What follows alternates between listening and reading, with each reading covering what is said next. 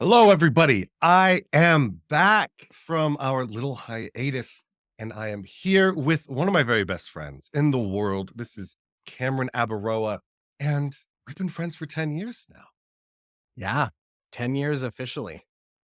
10 years ago, Wow. we were students at BYU Hawaii, and we just liked telling jokes and having fun. And those jokes became projects, became entire, you know, experiences that we had that now affect our careers today. Yeah, So before we get into those origin stories, who are you, Cameron Abaroa? What's your story? yeah. I am Cameron, and I am a whole plethora of things, but my biggest thing is that I am a full-time teacher. I teach theater, choir, stagecraft. I do a lot of different things while I'm working for my school that I'm at. I do a lot of different projects. I am also a dice maker. I make a, a whole plethora of RPG dice, including D6s, D20s, the whole gamut. And I'm just kind of a nerd who is really obsessed with storytelling. And it's all thanks to this guy right here. Ah, no, you were a nerd before I met you. You were a nerd before I It's met you. true. When I started a comedy improv club in college, you were one of the very first people we recruited. You were just wandering around campus looking at the different club Yeah, I signs, and we remember that got you. moment We got exactly. you. I am walking through the student union. I had met you briefly in the cafeteria of the university the day Mhm. before, and you're like, "You, That's I where know all you." that's where all freshmen and sophomores meet, and is at the It's very cafeteria. true. Very true. And you see me in the student union, you like yell my name, and I walk over and you're like, "Yeah, we're doing improv." And without missing a beat, I signed up. I'm a kid. I'm a theater kid. And the university that we had didn't have a lot of theater. So I was like, an improv troupe? Yeah, I'm in. Sign me up. Here we go. And here we are now, 10 Here we years are now, later. 10 years later. I loved teaching improv, being part of improv things. I loved having you on stage. You're It was always fun. one of our strongest performers, but also someone who worked really well with your scene partners to help them look awesome too. It was so great Oh, having thank you. you. Every time you were on stage, I'm like, this is. And so we I, taught improv together. We had to learn yes, it. we did. We had to Yeah. teach it. We had to get better at it. It Um, was this weird kind of chain of events, and we taught improv for our entire time there, and yeah, I can say that teaching improv in that troupe is why I'm actually teaching theater today. It started this journey where I'm now a full-time teacher. awesome. Yeah, Living the dream. living the dream, man. Now there is a dark side to our improv history. And that dark side is dungeons. It is. Because I was a big D&D fan, and I tried teaching my improv friends how to play D&D, and when it first started, it did not go well. Why Yep, didn't we it go well, Cameron? Ooh, we were it was 2014, and you're like, "Hey, my improv friends, I know you're all nerds at heart. Do you want to play this game called Dungeons and Dragons?" I, who was a theater kid, but not really much of anything else, was like, "This is cool. What is it?" And we'd played a session of 3.5. And with 3.5 did not quite match our group's sensibilities. Our But I gave mainly you the math. spreadsheets. I gave you Yep. spreadsheets for everything. Listen, I'm a creative. Me and math do not get along. Oh, there was so much math in it. There was so much math. It was wild. But then it was right around that time that a certain new edition came out. Yes, 5th edition came out that summer, and we were playing, like, part of the what's the word for it? The playtest stuff, and we before Yes. the books Yeah, were yeah, even yeah. out, we were playing things as they were being released to the public, and 5th edition had such a shift in how it was run, focusing less on the math and the mechanics and more on the storytelling, and how did that change our group? I mean, immediately you had a group of improv artists, storytellers who didn't really latch on as much to the math, the complex spell systems that was in 3.5. but really the more loose, I guess loose, rules of 5 really allowed for that greater storytelling, and so we all jumped in and immediately fell in love. That Mm. first or those first few sessions that we played, it was night and day, just the atmosphere in the party, in the room, and, it started started me off on a 10 years journey with Dungeons& and Dragons. I'm still playing to this day. I'm still a huge nerd for D&D, and that 5th edition really started that. Yeah. Every time I run a game with new players, I talk about those early sessions, how I got my improv friends into D&D and they were terrible at it, right? Couldn't remember the Yep. rules or the mechanics. Yep. Then we focused more on the story, and it was fundamental in shaping my style as a DM as well, because I was with other performers. We wanted to build on each other's ideas. It was no longer me setting out a world and have forcing other people to solve problems. It was more of a collaborative process. It really was, especially that first world that we played in was almost it was semi homebrew. It was like Sword Coast, but our version. And so you kind of Yeah. allowed each of us to kind of build our own section of the world Yes. where Oh, our coming character is back now. coming from. We can talk about the pages of backstory I created for that first character. Yes. But So it was here's the yeah, design philosophy behind it.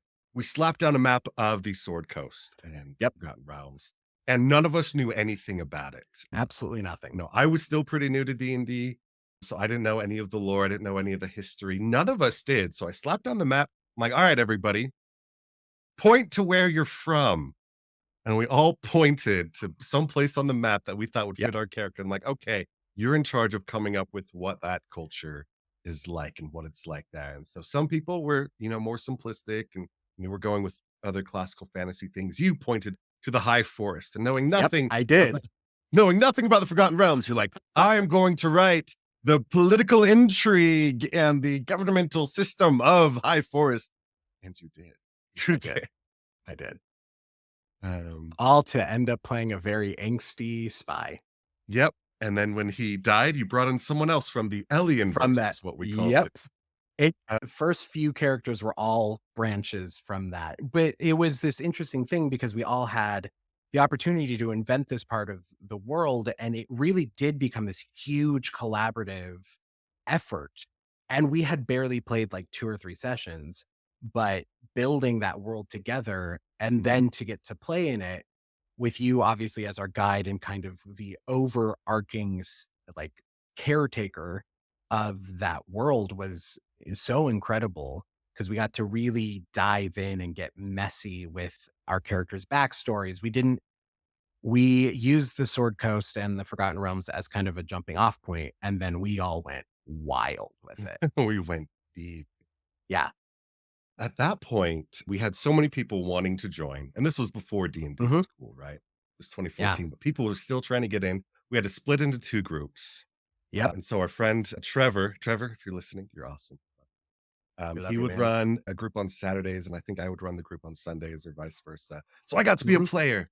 I got to be a Yeah. player, and that was awesome. But yeah, and eventually some people left after that semester because they graduated or transferred schools. So we combined it to one party again. But we had, even though the group was changing and shifting, there was still like this through line behind it all of this. We were running Tyranny of Dragons. And if anyone's read Tyranny of Dragons, you know that it's a hot mess, absolute hot mess. It's wild. But so we had to make it our own. We had to cut things out. We Yeah. had to streamline it. And we started with Lost Mines of Fandelver, which is the perfect opportunity for a new DM to learn. I learned so much from Lost Mine. I got to be a front row audience member to watching you develop your play style and your DM style, and pretty darn awesome. It was oh man, so many feelings right now. So many feelings. But yeah, Nostalgia. back then we were thinking, oh, D&D's great. Wouldn't it be great if we all had, fancy high paying jobs someday and we could just play D&D on the weekends? Little did we know that these extracurricular activities that we were doing in between classes and on weekends were going to define our careers in the Yeah, future. very much so. Yeah, I I mean, neither of our degrees that we ended up getting really pull into what we do now Oh, in mine terms of does. like Mine mine does does. as well, but it's not, I didn't go to school to become a theater teacher. You didn't go to school to become a professional dungeon master. But the skills that we learned in these, I was communications, and I had done essentially what our school's equivalent of a theater minor was. And we had done that, and it all gets pulled in as these skill sets that we've built that then allow us to then take these passions that we had and build careers out of them. And Dax will try and psychoanalyze our characters from time to time. No, I wouldn't psychoanalyze them. I wasn't a Freudian. It's more of a behaviorist. Speaking of behavioral psychology, do you remember this? For So those of you to listening, anyone this not is watching, yeah. yeah, my heart is starting to pound because this is the first dice that he uses as a DM. It's a gold shiny dice. It was the happy dice. If he rolled that dice, it meant good things were coming. There was This also is like another 50 dice. cents. This is worth about 50 Yeah, cents. It's just but gold then glitter. priceless. The memories we made with that dice are priceless. Now, Conversely, before there you is an describe what's coming next and show yeah. you, I just want to see what happens to your face. Mm-mm, mhm. Yep, I'm still having a full reaction to that, and that what he's showing to anyone listening out there is a bright red D20, and that was the "let's see how it goes" dice. The "hey, are you actually gonna die now" dice. It was the essentially the dark dice, the bad dice, Yes. whereas the gold shiny one was like, "Oh, he's rolling that one. We did something amazing. Oh, he's rolling the red one. Oh, we all gonna die." And I never told the party what the different dice meant. But they started noticing habits. They started noticing when things were getting more dangerous, when their characters were more precariously close to the edge of death, the red dice would come out to the point where people would go quiet when I switched dice. People would be talking and laughing, eating pizza. I had the And gold you dice pull out, it, switched the yeah. red dice, instant change. An immediate change in the atmosphere in the room because we knew something bad was about to happen. I loved being a psychology major so It much. it was the equivalent of when you walk into a room in a video game and the music changes, but you don't know why, but you're now scared because it's always that, like, enemy music, but you don't see the enemy yet. Cameron was there. He can attest. These stories I tell are all true. They are. What are other things we discovered while playing D&D? Because we were figuring things out, right? I It was really new. was. It I was, was very new. all of us were new. You were introducing us to D&D, but we really, I think, through that process of just discovery, we didn't have anyone gatekeeping us, so we could just make mistakes, get messy, all the Miss Frizzle stuff. Yeah. And I think we all developed our own play style. You developed your DM style. And I think by the end of our time in college, we had built a very cohesive group that was telling stories that just were emotional and life-changing. I distinctly remember our last game in college, at least while I was in college, because I had graduated a few semesters before you did. Yeah. Was that the Uh, end of the Tiamat arc? it was the end of the Tiamat arc, and it was a very emotional experience for every single person in the room because we had not only built this world, but we had built to our own individual play styles. We knew how everyone else operated, so we were flowing really well as a player team, as well as a team of adventurers in the game. And so it was this really incredibly powerful session. And then it was over, and it was our last session for a lot of us. And it was really emotional because we had built this like we knew how each person was going to play. And so we knew when to step forward and be like, okay, this is my character's time to take the spotlight. Okay, now it's not. We didn't even have to say it. We knew it because we had built these relationships with each other for so long. I remember your character was the cleric. Josias, was that his name? Yes. Wow. Yes, the Okay. cleric. I There you go. remember Yeah. stuff. I Well, took notes. But I remember your big thing was trying to redeem ghouls who would fall. yes, it And there was was a villain that I had introduced that was actually my character when I a was twist playing. villain. Yeah. It was wild. Yes. he came in as a villain in the final act, and everyone was terrified of him because he was the paladin, and you don't mess with paladins. And 2014, 2015 T&D, they were the broken one. But you focus so much on finding a way to redeem him, finding a way to give him peace, and that completely changed the nature of the battle. It was no longer Mhm. just, "Hey, we're going to hit Tiamat until she dies." It was, "Hey, there are these structures that are in place that are empowering her, and there are people who have been led astray by these lies. How do we break down those chains and those lies so that the structure falls out from beneath her?" Yeah. And you did so Oh, well thank at you. Thank making you. that emotional. Even when there were failed rolls, you played into those stumbles, and you kept failing forward and, rising over that frustration so that when the final what was the final roll you had to make? It was a persuasion check.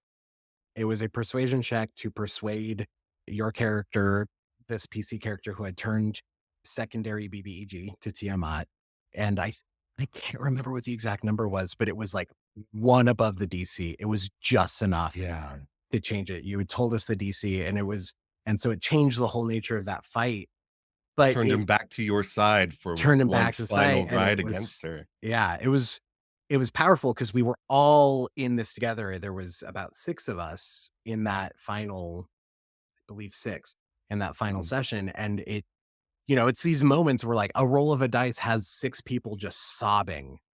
It's the power of D&D. It's the power of this game that we've all grown to love, where these things can just turn on a dime, and you have these deep emotional reactions. But yes, I got 1 above the DC. He turned good, and we won the day, and it was great. Yeah. And after we won the day, I remember we were kicked out of the building we were in because it was Yes, late. we had The gotten game went so long. Of course, it does. And so so we we were were just standing around in a circle in the dark, in the just on dark. campus, Yeah, telling about the epilogue, like what happens to our characters afterwards. And at that point, very I was emotional. no longer in control. I gave control over to the players. Like, hey, what happens? What is your happily ever after? Yeah, and we kept going for another hour and a half just Yep. sobbing, telling the ending of our characters' stories. But it's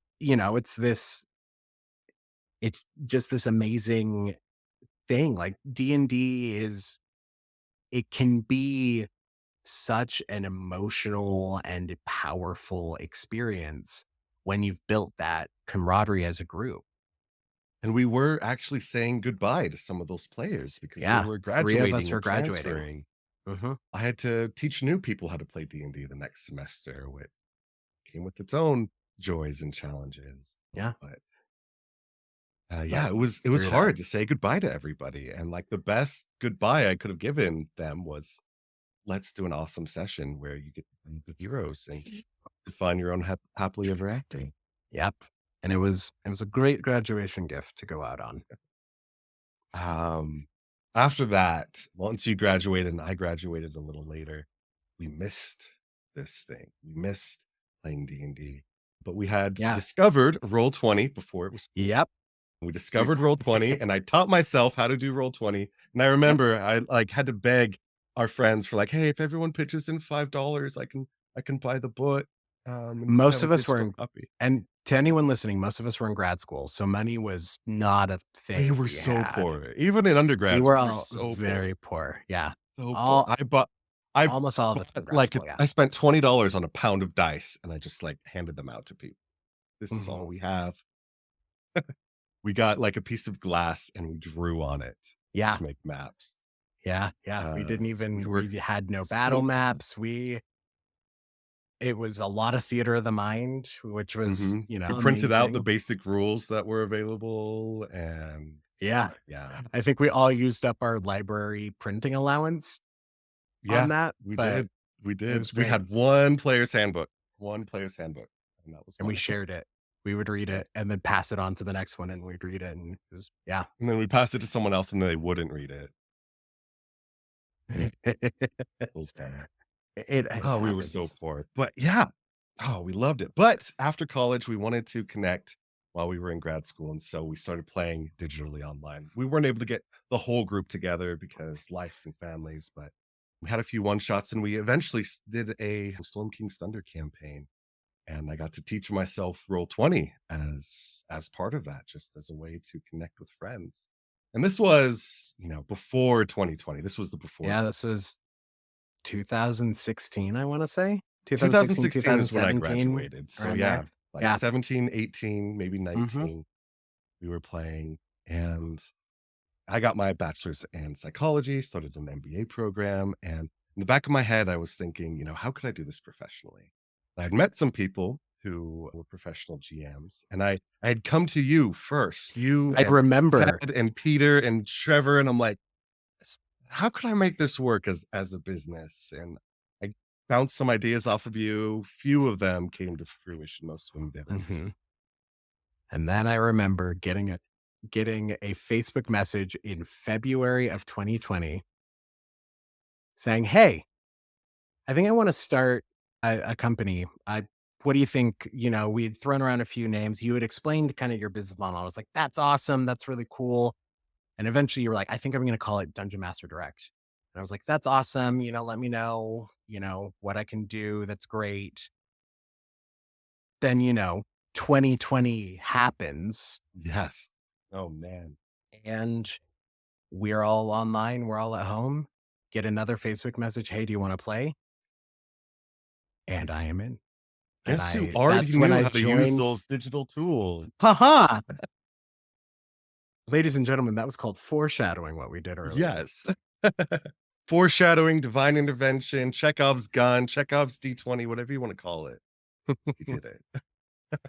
And so you built this entire business and company around playing D&D, and I got to be, a front row audience member to I way back, I got to see you develop your D&D style, and now I get to be a front row audience member to building the DMD brand and these incredible events that you've been doing, going to Dragonsteel, hosting the Honey Heist, the world record.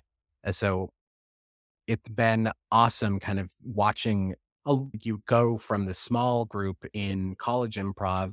You founded this little group. We all were a part of it, and then moving into D&D, and now here we all are. Here we all are. I've done business Yeah. with people all over the world. But I will say it was such a blessing having you in those early pro games that I was Thank you. running because I knew you and you knew me and you knew how to bounce ideas off of me and I knew how to take your ideas and make them grow. And that gave me a lot of confidence to do it and teach other players how to do it as well. One of our players is now a DM. You were just telling me about Yeah. her. Yeah. Well, we played together on a Dungeon Master Direct campaign. It was the Storm King's Thunder slash Wild Mount, which was Slash Tyranny of amazing. Dragons. We mashed Slash them all Tyranny of together. Dragons slash it was wild, but a player from that ended up approaching me after we had finished the campaign and said, "Hey, I found this new TTRPG that I think you would love." And that TTRPG is Victoriana. It's by Cubicle Games.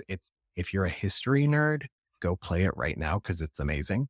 And we've been playing that campaign with that system. We are coming up on 2 years this month. So, Wow. you know, Dungeon Master Direct, changing lives. Yeah. I've got lineage of DMs who have learned from me, Yeah. and I love seeing that. It makes me so happy, so Yeah, incredibly it's happy. been great. The connections that, we make through Dungeon Master Direct, the parties that you form, like, yeah, we're all paying to be there, but we also then I think that whole group from that became really good friends. Mhm. We're now Facebook friends and we still talk That's and when you know it's serious. that's when right? We're also old, so it's Facebook for us. We're elder millennials. Mhm. Yeah, so it's Um, been this wild and crazy ride but over enough the about course. Oh, enough about I wanna hear about you because you went in a different direction after I college, did. Yeah. and you're living the dream, you're teaching theater. You Yeah. out of we were all theater kids from that Yes, improv group, but you were the theateriest of them all. I was. My motto in college was, "I can't, I have rehearsal." or D&D. Or D&D. Sometimes I would miss D&D for rehearsal, which was a very sad part of my life. But yeah, so theater, I was like I said, I was kind of the BYU Hawaii equivalent of a theater minor. The way they did their degree system is a little strange, so it's hard to kind of explain. Functionally, I was getting a theater minor, but I was doing a bunch of shows there, but I was also doing this improv group on the side, and they had asked me to start teaching improv, and then I started working in the teaching aspect, working every week teaching improv classes, helping design the shows that we were doing, performing in some of those shows. And it eventually led to this whole like, wait a minute, why am I putting all this time into something that I'm not going to make a career? So I ended up marrying the two things that was my degree, strategic communications and theater. And I ended up getting an MFA in arts administration, which is for anyone who is confused by that term, it is all the business end of putting on a play, all the theater. You can't just do theater without, people running it behind the scenes. So I ended up getting an MFA in that, which eventually led directly into me working in the education departments of a few different theaters, managing teaching artists, becoming a teaching artist myself, and then getting the opportunity to then move into full-time education. It all stems from this improv group. And so, yeah, we both of us have built a career kind of out of the thing that we love to do, but wasn't necessarily our main focus in university, which, is wild because it's wild to think about because it's not necessarily a thing that everyone has the ability or opportunity to do. Mhm. And yet we've been able to do that. And so, we're very blessed. We were able to take our passions and mix it with the practical skills that Hmm. we have. Because you Yeah. definitely use practical skills from your communication background, and Yeah. I definitely use all the psychology traits Mhm. that I have. What I tell people is I'm not qualified to be a therapist, right? I don't have a master's, I don't have a doctorate, I just have a bachelor's. So I know enough to be dangerous, but not enough to be helpful. And I get to use that in D&D all the time, and I Yeah. loved my degree, I wouldn't change it, but at the same time, college was so much more than just the degree plan, just the classes that I took, it was the friends that I made, it was the relationships, it was those stories, that D&D that look at us now. We're Yeah. on a podcast, and there are To 3 people watching us live who are interested. Heyo. Hey. You 3 But people that's out there, we love you. we love you so much. And to anyone who may be listening in the future, if you're going to college or you're in college currently, like it is what you know, part of it, but it's really those relationships that you form, the things outside of class that you end up doing that really end up shaping who you become. Yes, your classes are incredibly important. You should do the best you can with that. But more than that, and both of us are living examples of it, it's who you end up associating with. Who are your friends? Who are your ride or dies in that college world? And that's how you make that life for yourself. That's how both of us were like, "Yeah, wait, why aren't we doing what we love as a career? Why Mhm. shouldn't we go out there and do it?" It was your And encouragement at the beginning who was like, "Maybe I have something in this pro DM.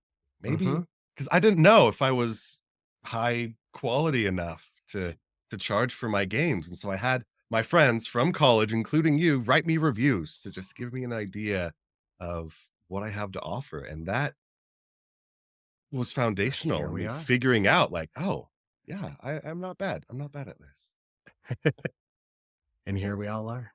I've said Here that a we lot all this are. podcast, but it is kind of like Here we this all are. this really interesting retrospective looking back and realizing that who we were in college and what we ended up doing in college, not related to our classes, built these dreams and these careers for us. So, college is great, Hey, class is great, but it's not all about that. so much Summing more. it all up. Yeah. And you're a teacher now. I am a teacher. Yeah. You have the great privilege and responsibility to mold young minds, to train the next generation of theater kids. And How it has is a D&D, like, yeah. So it that? has been interesting because when I was in high school, and I teach high school and junior high theater, when I was that age, D&D wasn't a thing. Like, it was, but it was kind of like the nerdy thing. I had never heard of D&D until college, but because it's so much a part of pop culture now through Stranger Things and Critical Role, Dimension 20, insert any property here and there's been a D&D connection, my kids know about it. And so it for one thing, it creates a really good connection point to get to know my kids as kids before actors and before students. It's this wonderful connection point.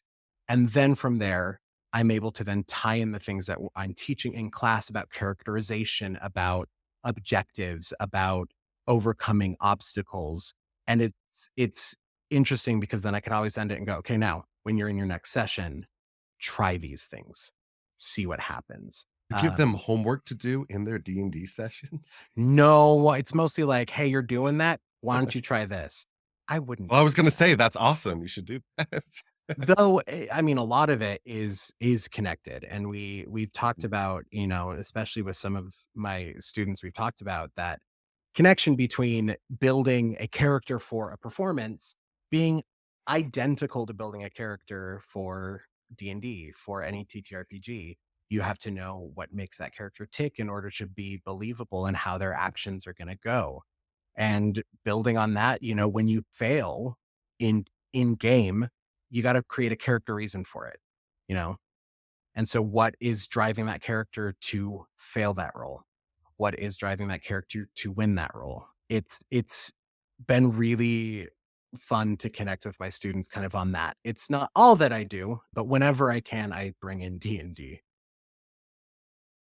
What Yeah. other kinda games are you involved in? So I am in Dungeons and Dragons. That's my ride or die. Love it. I DM a campaign with a few other teachers at my school. We are all incredibly busy, so it's about every 3 months we get together and just go wild for a session. I Just am the end in of a the D&D campaign. semester or after grading is Yep, done? yep, Of and then we all course. get to kinda let loose a little bit. I am in a Victoriana campaign that I mentioned earlier, and I am in a D&D campaign as well. So I am currently in 3 ongoing campaigns. 1 is a DM. And and that's in addition to all the plays that you're directing, and let's talk about some of Yeah, those. yeah. Yeah, I just finished a season with my students of a bunch of different plays. Most recently, we finished a production of Into the Woods. As a side note, if you follow me on TikTok or Instagram, I ended up making just a really crazy purchase of a wizard staff that's all D&D themed. And that became one of our main props for Into the Woods. So I pull it in wherever I can. It's this very subtle thing. The kid who ended up using that prop knew exactly what was going on and just loved that prop as much as possible because it's a giant D20 on top that we then kind of just slightly covered so you couldn't see the numbers, but you could anyone who knew, they knew what was going on. And it was this Love fun that. little Easter egg for audience members to go see. Yeah, so I put on a season with my students every year. We're gearing up. I'm in summer break, thank goodness, which is one of the reasons I was actually available to to talk. We've been I trying become 3 very months to busy. find a date. We have been trying for a while, but the summer is upon us. I'm taking a bit of a break, so planning for the upcoming season, getting all of that ready to go. Been a lot of fun. It's a lot of work, but it's so worth it. Kind of tying some of the stuff we've been talking about together. The reason I do teaching and the reason I love teaching theater is there's this incredible moment when a kid gets it. A kid steps outside their comfort zone and they embody this character and there's something that happens in their face. And the first time I saw that was teaching improv at BYU Hawaii. And just having those moments and going, "Oh my gosh, this is this connection that we've made, this moment that you've stepped out of your comfort zone and you've done something incredible," then I'm I get to do that every day, and it's incredibly fulfilling. I love that Yeah, so much. And before and we you get wrap that up, we too gotta in D&D. yeah, I do. I get to see it in people's eyes, usually Yeah, when they're you do. making death saves. Yeah, yeah, that's a real one. You have a different dice for that one now. I do. I'll show it off here. Where Speaking did of dice I that put it? we use as DMs to scare our players, he introduced this Yes! one to me, Here it and is. yep, mhm, It's in a yep. black walnut case that has a skull and says Memento Mori. This D20 is made out of human bone, and I use it If exclusively for death saving. if you're ever playing a Dungeon Master Direct campaign with Dax and he pulls that out, you done messed up. This has saved so many people's I've rolled so many It's times with it saved and it's killed and won. many as Uh, well. but enough Yeah, about my dice. Let's talk about this die right here. Those of you who can't see it, it is orange and it is gray and the lettering is yeah, teal. is from the original colors of Dungeon Master Direct. Actually current as well. Current, Slightly yeah. slightly off, yeah. I am a dice maker. I that became part of my pandemic hobby is I became of just a hoarder of dice, and I was like, "I don't have enough and I don't have money, but I can buy resin." And went a little ham, created my own molds, and I am now a part-time dice maker. I have a presence on TikTok and Instagram. I run a tiny little Etsy shop. Yeah, so it's just on the side. D&D erupted a love of the shiny click clock math rocks. I'm currently holding up a small portion of my collection of dice in a giant treasure chest. What's the name of your company? So it's called Dionysus, like the god Dionysus, but Dionysus. You can find it on Instagram or TikTok. We'd love to have you come join us. I'm on a slight hiatus because of the summer vacation, but I hope to start getting content back up later this month in July. So that is some fun stuff coming down the pipeline. Excellent. Yeah. One last thing I want to ask you about. When's the Ooh, next time we're going to get to do something awesome together? I What's don't our next big know. creative project, I Cameron? It's don't been know. too We got to long. do this. We got to plan this. We got to do this. I mean, I don't know about y'all, to anyone listening or watching, but if you want to see Dax in action, maybe an actual play? I don't know. We'll see. I've done one. Maybe. When you're coming back up to Utah, we'll find Oh, yeah. something fun to do. There's so many Mhm. things in the pipeline that I can't talk about in the podcast. Hopefully they This all is work out. and hopefully your dreams are fulfilled as well. You get to Yeah. build new minds, bring more people into the theater, teach And bring improv more and people into D&D. D&D. Yeah. Yes. Send them my way. Right. Any last things you want to say to our adoring 3 fans? One, hey, welcome again. We're so happy that the three of you are here. I think kind of the message I'd love to leave is you can go far on what you know and what you study, but it's the relationships that you make along the way that shape you and that will shape your future. You know, I love that. we're the examples of that. Thank you so Find much, your Cameron. yeah, to put in D&D terms, find your adventuring party. Yes. Find your party and go on an adventure. Yeah. Bye, everyone.